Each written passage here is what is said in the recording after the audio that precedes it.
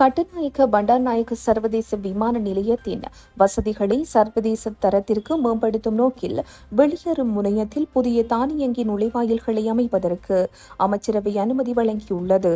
குறித்த திட்டம் சர்வதேச புலம்பெயர் அமைப்பு மற்றும் ஜப்பான் அரசாங்கத்தின் நிதியுதவியுடன் முன்னெடுக்கப்படுகிறது.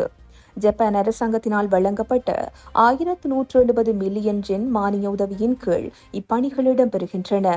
தென்கிழக்காசிய நாடுகளுக்கான எல்லைகள் சார்ந்த தொற்று நோய்களை கட்டுப்படுத்துவதற்கான முன்னாயத்த வேலை திட்டத்தின் ஒரு பகுதியாக இது ஆரம்பிக்கப்பட்டது. இதன்படி விமான நிலையத்தின் வருகை முனையத்தில் ஏற்கனவே 4 தானியங்கி நுழைவாயில்கள் அமைக்கப்பட்டு அவற்றின் ஊடாக பயணிகளை அனுமதிக்கும் நடவடிக்கைகள் விரைவில் ஆரம்பமாக உள்ளன.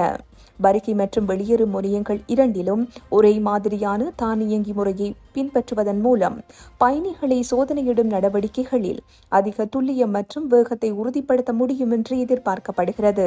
பொதுமக்கள் பாதுகாப்பு மற்றும் நாடாளுமன்ற விவகார அமைச்சர் சமர்ப்பித்த யோசனைக்கு இணங்க 2026 ஆண்டில் இந்த திட்டத்தை நடைமுறைப்படுத்த அமைச்சரவை அங்கீகாரம் வழங்கியுள்ளது.